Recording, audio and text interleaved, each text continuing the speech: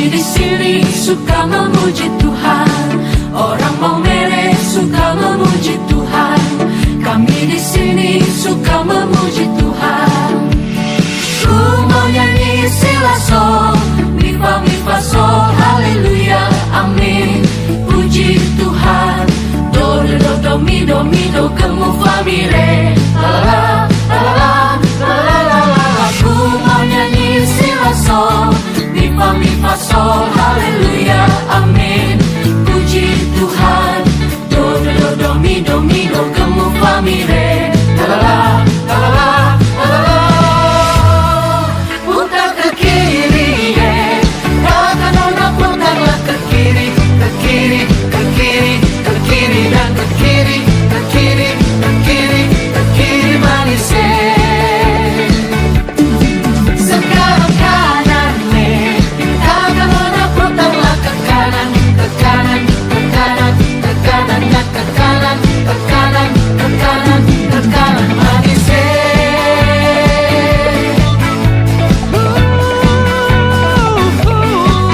Orang Maumere suka memuji Tuhan. Kami di sini suka memuji Tuhan. Orang Maumere suka memuji Tuhan. Kami di sini suka memuji Tuhan. Ku mau nyanyi silaso, mi fa sol, haleluya, amin. Puji Tuhan. Do mi do gemu fa mi re. La la la la la la la. Ku mau nyanyi silaso, mi fa sol, haleluya, amin. Puji Tuhan. Do mi do gemu fa mi re. La la la la la la. Putar ke kiri, kata nona putarlah ke kiri, ke kiri, ke kiri, ke kiri dan ke kiri, ke kiri, ke kiri, ke kiri manis. Sekarang kanan, kata nona putarlah ke kanan, ke kanan, ke kanan, ke kanan dan ke kanan, ke kanan, ke kanan, ke kanan manis.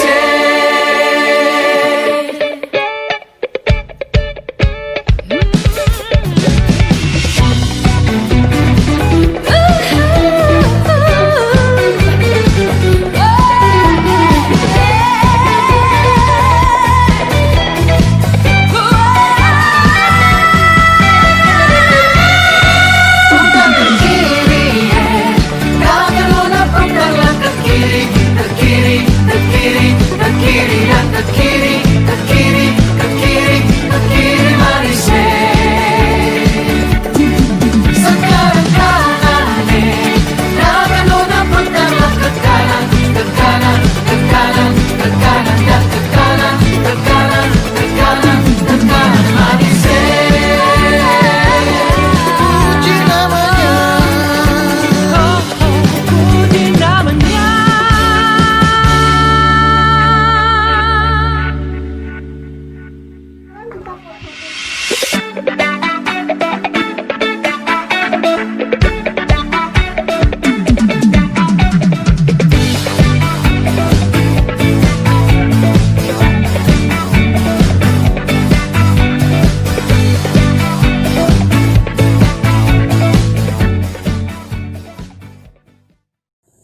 Shalom.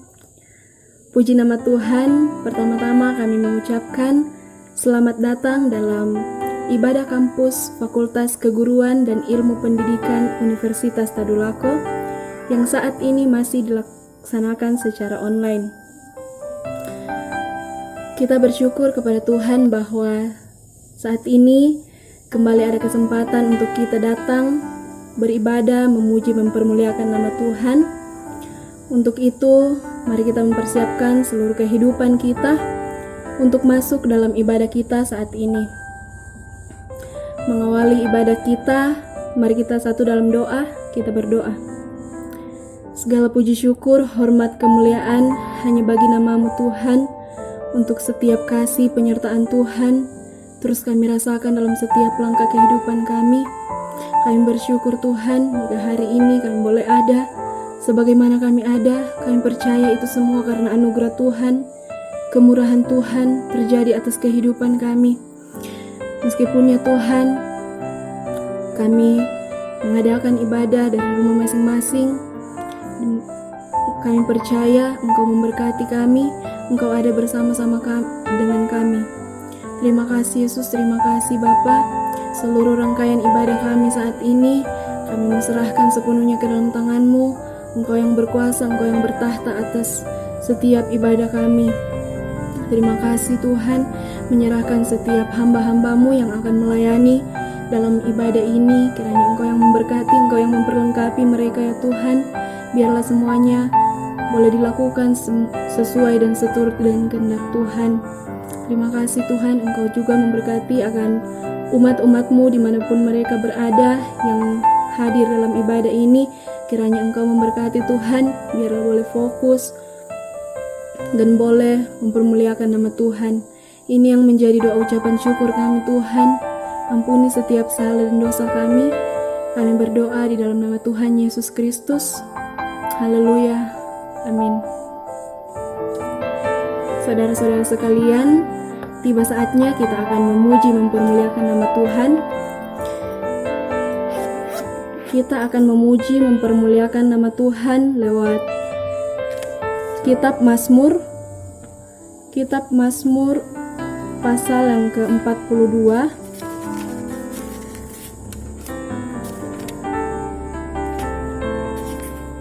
Kitab Mazmur pasal yang ke-42, ayatnya yang pertama sampai ayatnya yang kelima.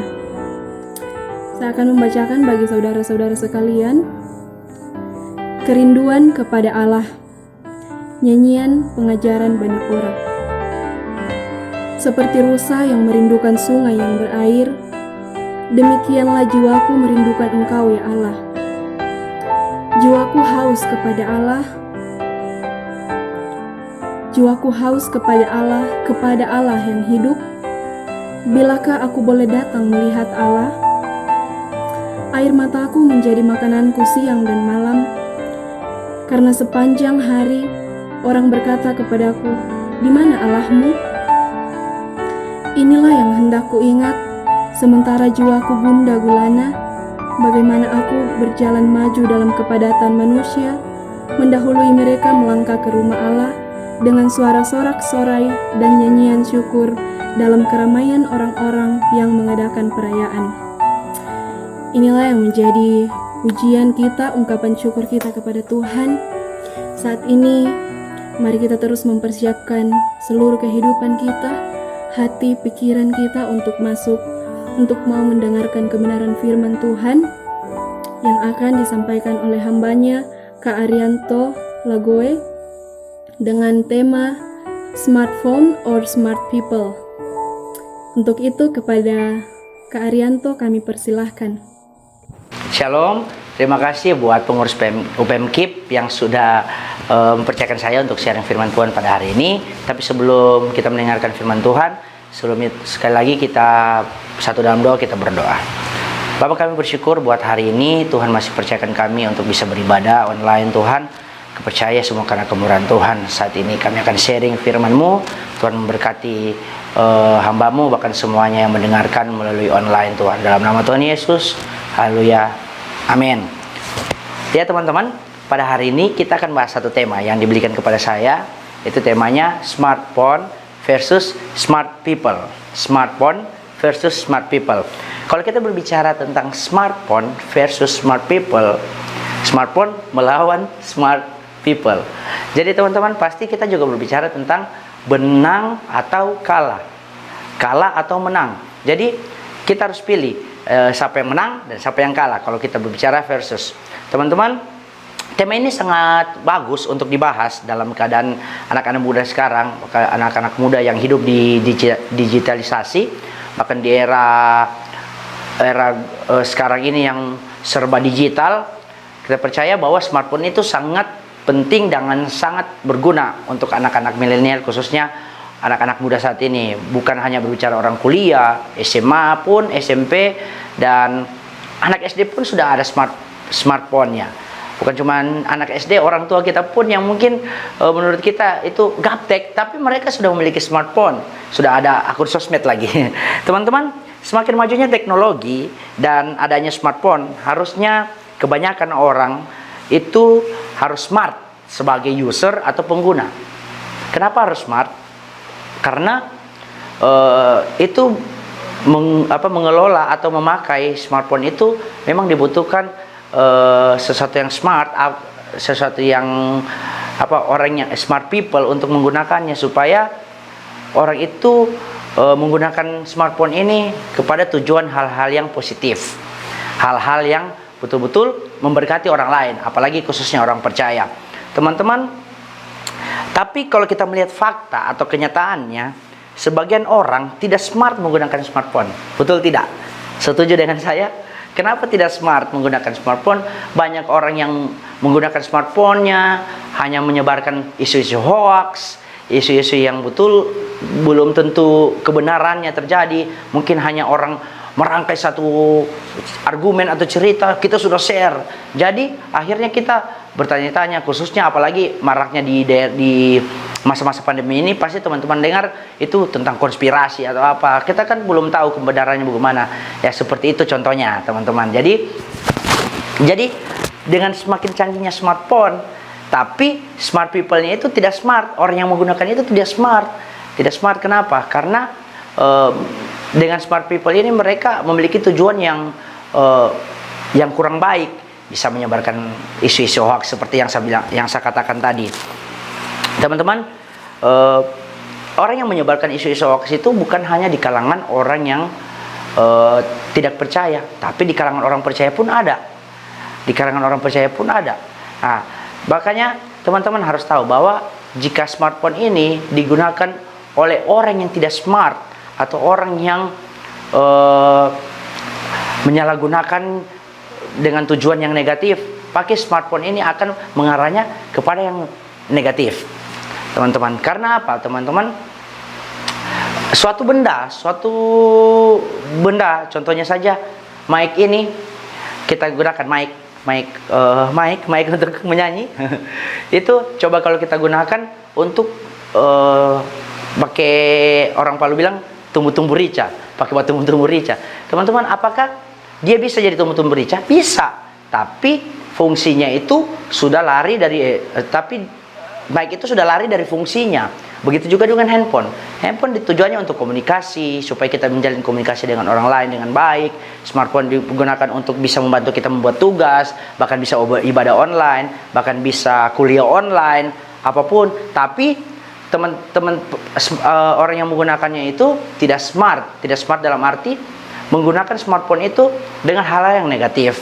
Jadi tidak berfungsi seperti fungsinya yang harusnya kita lakukan untuk komunikasi, untuk menjalin komunikasi dengan orang, supaya kita punya relasi yang baik, dan kita untuk bisa membantu kita bisa ada online, untuk bisa kita kerjakan tugas seperti itu. Tapi sekarang orang hanya menyebar hoax, menyebar sesuatu yang tidak baik, men-share sesuatu yang tidak baik, apalagi men-share sesuatu yang berbau pornografi. Itu semuanya tujuannya kan negatif, teman-teman. Jadi yang harus kita ketahui, teknologi itu adalah berkat Tuhan. Betul, teman-teman? Percaya, katakan amin. Oke. Kita harus tahu bahwa teknologi itu adalah berkat Tuhan. Betul, semua itu dalam kehendak Tuhan. Kalau tidak ada teknologi, bagaimana kita bisa ibadah online? Bagaimana kita bisa melihat ibadah kita melalui smartphone kita? Nah, kan semuanya dari teknologi yang makin canggih sehingga adanya smartphone. Jadi itu menurut saya itu semua berkat Tuhan. Bahkan di masa pandemi ini, smartphone atau teknologi yang canggih itu banyak membantu kita. Apalagi dengan khususnya ibadah-ibadah online, ibadah-ibadah saat ini sangat membantu kita. Tapi teman-teman, jangan pernah kita lupa bahwa hidup kita jangan sampai dikontrol dengan yang namanya smartphone atau teknologi. Yang harus kita ketahui bahwa jangan sampai hidupnya kita dikontrol oleh smartphone atau teknologi. Kenapa begitu? Karena tanpa kita sadari, terkadang hidup kita diatur oleh smartphone kita.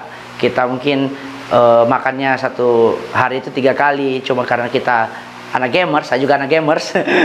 So, gamers, oh jadi makannya tinggal 1 kali, sakit mah, salahkan nanti, aduh kenapa? Jadi kan kita menyakiti diri sendiri, teman-teman. Itu salah satu contoh bahwa kita itu dikontrol oleh smartphone kita, oleh apa yang ada di smartphone kita. Nah, saya sarankan kepada teman-teman, saya mau katakan bahwa jangan sampai hidup kita dikontrol oleh smartphone atau teknologi. Ingat, teknologi dan smartphone itu adalah berkat Tuhan, tapi jangan hidup kita sampai dikontrol oleh smartphone dan teknologi. Artinya, kalau jangan sampai hidup kita dikontrol smartphone atau teknologi, artinya teman-teman bahwa kita harus menang atas teknologi dan smartphone. Kan kita berbicara smartphone versus smart people. Kalau bicara menang, harusnya smart people itu yang harus menang daripada smartphone. Supaya apa? Bukan smartphone yang mengendalikan hidup kita, tapi kita yang mengendalikan smartphone ini sesuai dengan fungsinya, dengan tujuan yang baik.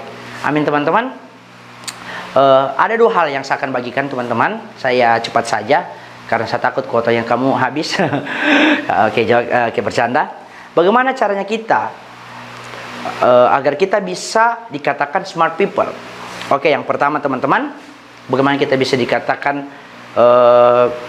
smart people? Yang pertama, kita harus menjadi orang arif, bukan orang bebal. Sama-sama katakan, kita harus menjadi orang arif, bukan orang bebal. Dikatakan, Kak, orang arif itu bagaimana? Nah, ini saya mau jelaskan. Orang arif itu bisa dikatakan orang yang bijak. Orang yang bijak. Mari kita teman-teman, kita buka dalam Efesus 5 ayat yang ke-15. Efesus 5 ayat ke-15 saya bacakan.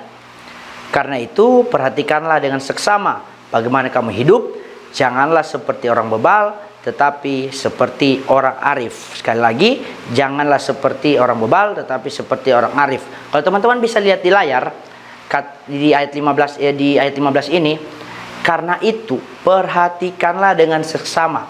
Ada segaris bagaimana kamu hidup, janganlah seperti orang bebal, tetapi seperti orang arif. Janganlah seperti orang bebal, tetapi seperti orang arif.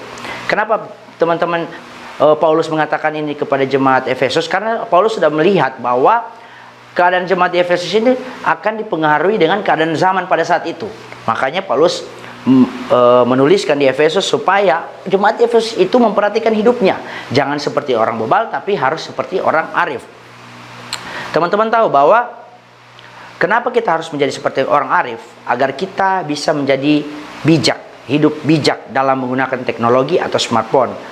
Kalau kita bisa bijak dalam menggunakan teknologi atau smartphone, kita juga bisa menggunakan smartphone ke hal-hal yang positif. Benar teman-teman, bahwa saat ini kalau kita lihat, kenapa saya katakan kita harus bijak? Terkadang contohnya lah di smartphone kita pasti di smartphone-nya teman-teman pasti punya yang namanya minimal lah 1 akun sosmed, betul tidak? Pasti kalau di HP saya, di smartphone saya itu akun sosial medianya itu ada berapa? Ada 3. Ada Facebook, ada Instagram, dan saya juga punya akun YouTube yang ada juga akun lain. Nah, itu sudah 4 lah, bukan cuma 3, banyak.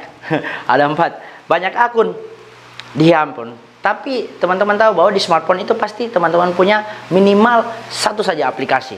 Nah, aplikasi contohnya Facebook teman-teman. Kenapa saya katakan kita harus bijak menggunakan smartphone? Terkadang di akun-akun sosial media banyak orang yang mengirim-ngirim situs, bukan hanya pornografi saja, tapi situs-situs yang betul berita-berita hoax. Apalagi waktu kembali ke zaman lalu, zaman berapa tahun lalu, tahun kemarin atau kalau tidak salah, yang pemilihan presiden, banyak orang yang share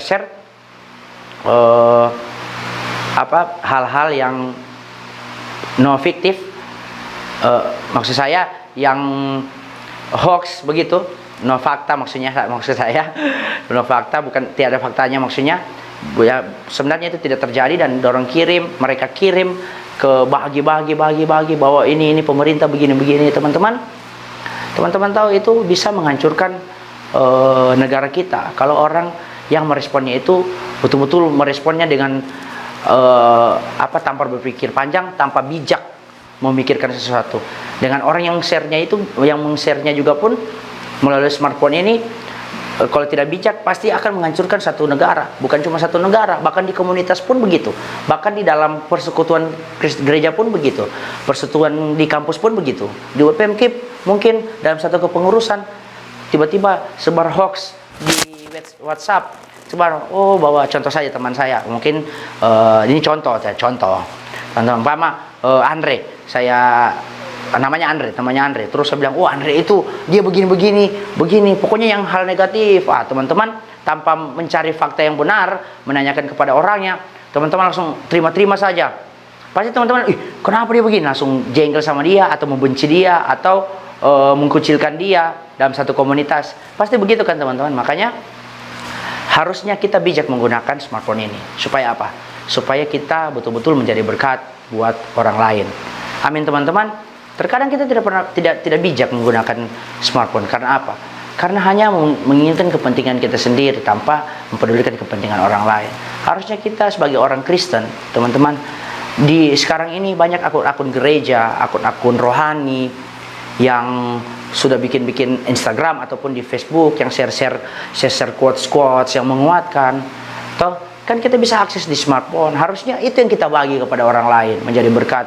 Tidak perlu kita banyak bicara, saya ini orang baik, saya ini orang yang memperhatikan care kepada orang lain. Tidak perlu berbicara begitu teman-teman. Dengan kita men-share sesuatu yang positif untuk orang lain melalui smartphone kita, itu bisa memberkati orang lain. Saya kesaksian sedikit.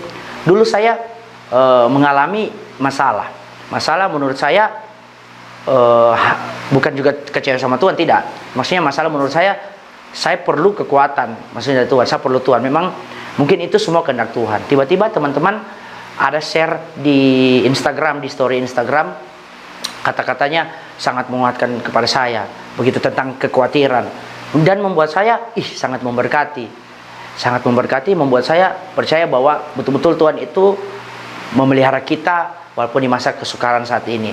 Teman-teman tahu bahwa kita tanpa kita sadari, jika kita melakukan dengan bijak, menggunakan handphone kita dengan bijak, men-share sesuatu yang baik, tanpa kita sadari, kita juga memberkati orang lain. Amin. Mungkin di komunitas kita ada yang mungkin patah hati, atau mungkin lagi drop karena skripsinya dicoret-coret, atau lagi drop karena mau bayar uang kuliah. Tapi dengan kita men-share sesuatu yang positif dan kita menggunakan smartphone dengan bijak melalui akun sosmed kita, orang lain diberkati Tuhan. Amin teman-teman. Jadi yang pertama kita harus bijak menggunakan smartphone ini. Oke? Yang kedua teman-teman, menjadi orang yang berhikmat. Menjadi orang yang berhikmat. Sama-sama katakan, menjadi orang yang berhikmat. Oke teman-teman?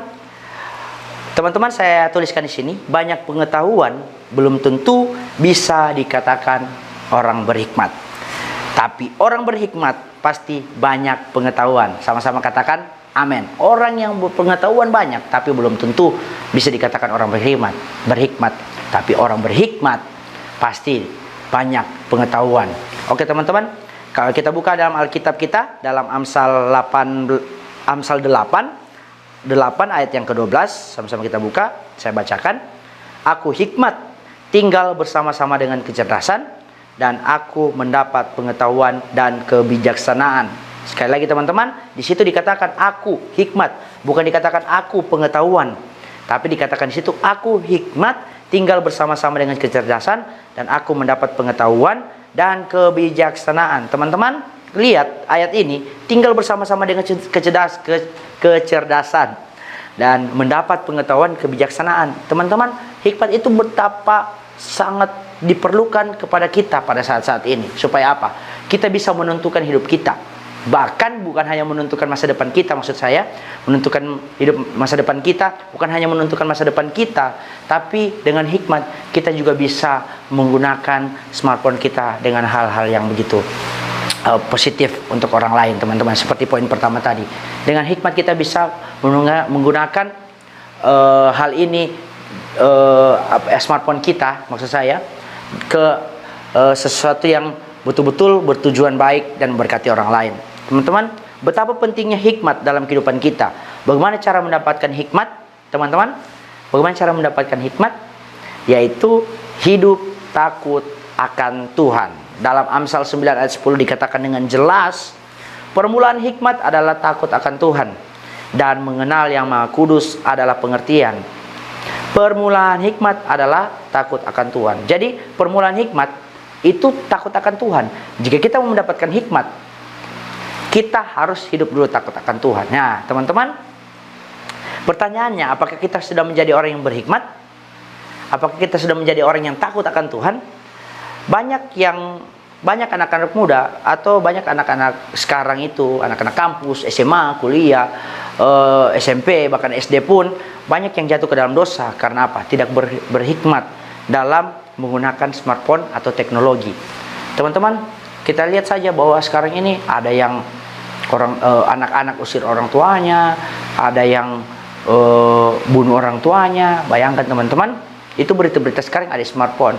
Itu juga kalau kita melihat, itu dipengaruhi dengan teknologi, mungkin nonton film atau apa. Kan banyak kejadian begitu, pengaruh teknologi ya. Karena mereka bisa mengaksesnya lewat apa sekarang? Smartphone. Tidak perlu lagi ke warnet, tidak perlu lagi maksudnya pakai laptop lagi cari-cari wifi. Sekarang tinggal beli paket data, pakai handphone saja kita sudah mengakses internet dengan luar biasa. Jadi makanya kalau kita tidak berhikmat menggunakan smartphone, hidup kita itu akan ke arah yang salah atau ke arah yang keliru.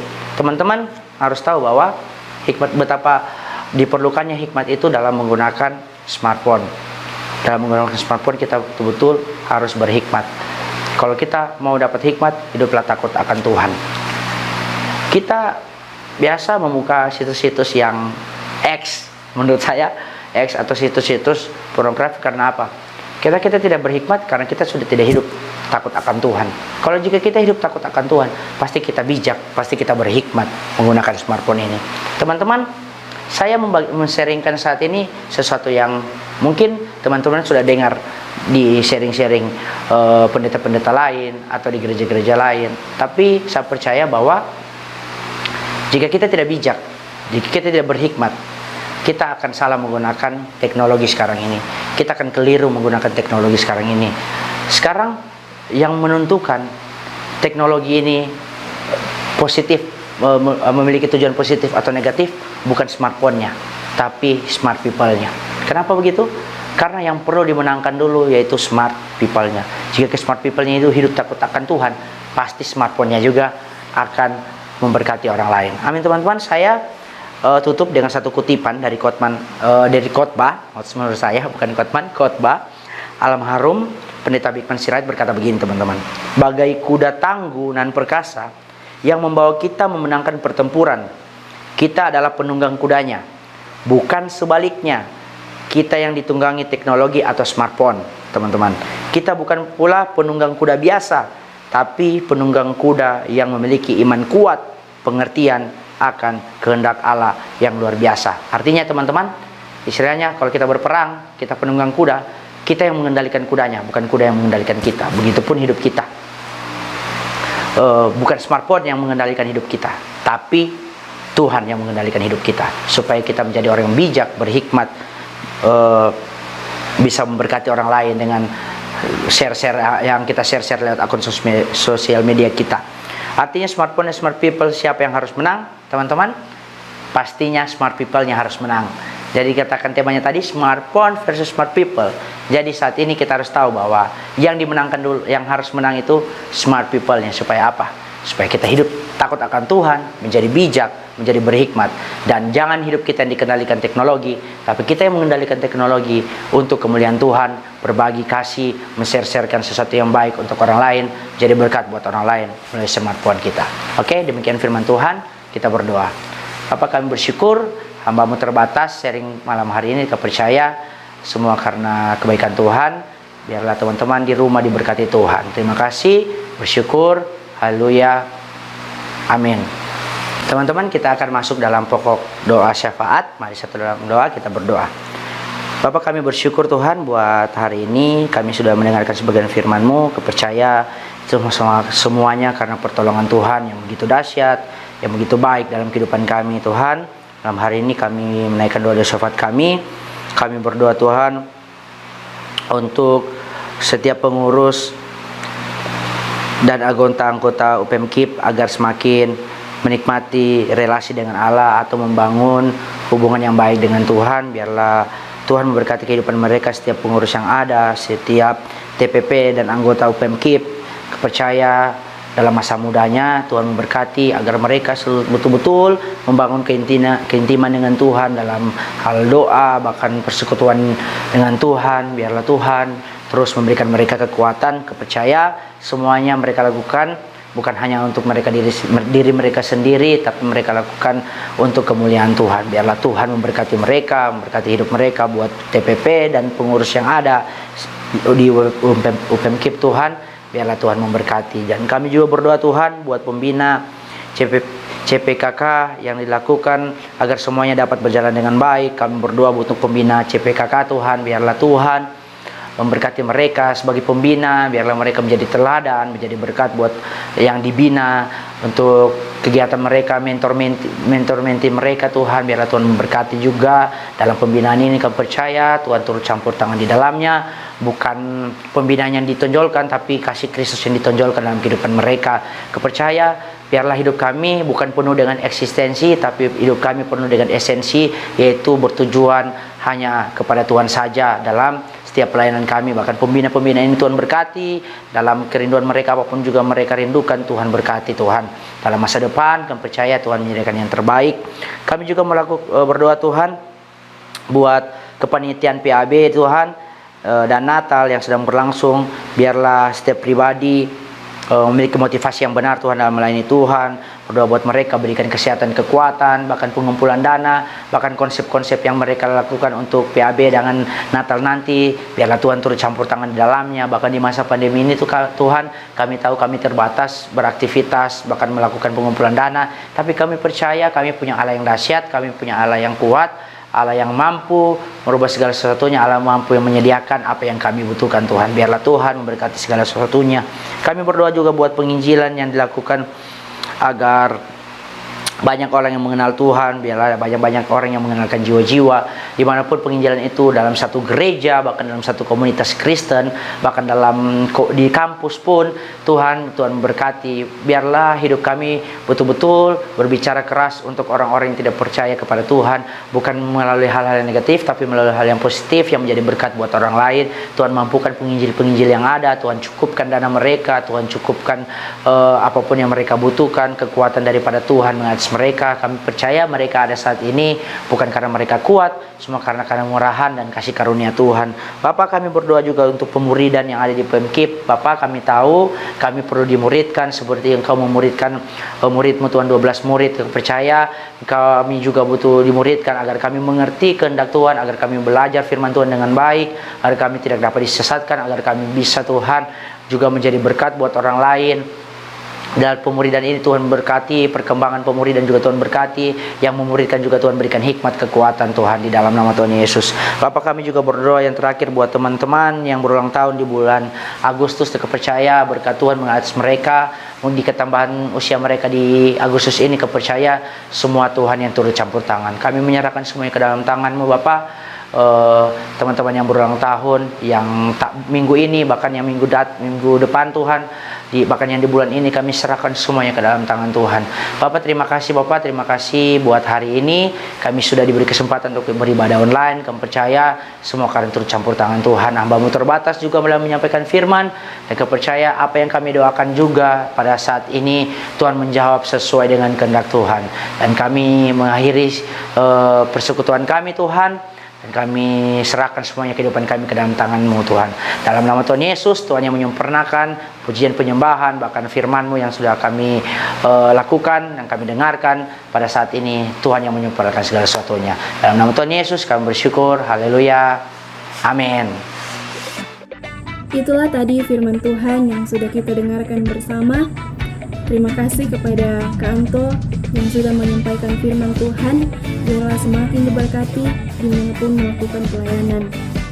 Saat ini kita sudah sampai pada penghujung ibadah kita. Kami mengucapkan terima kasih kepada saudara-saudara sekalian yang sudah mengikuti ibadah ini dari awal sampai akhir. Kiranya Tuhan Yesus memberkati. Shalom.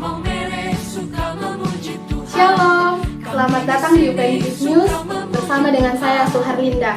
Pada kesempatan kali ini, Saya akan menyampaikan beberapa kegiatan UPMKIP yang akan dilaksanakan pada bulan Agustus.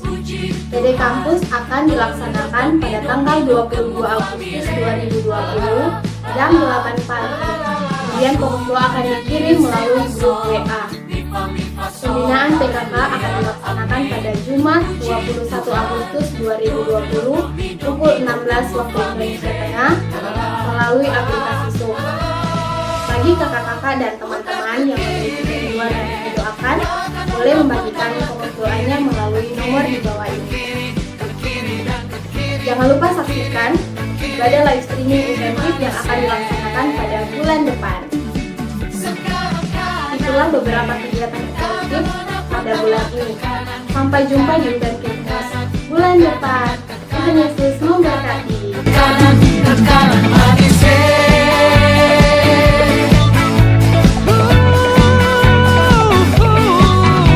Maumere suka memuji Tuhan. Kami di sini suka memuji Tuhan. Orang Maumere suka memuji Tuhan.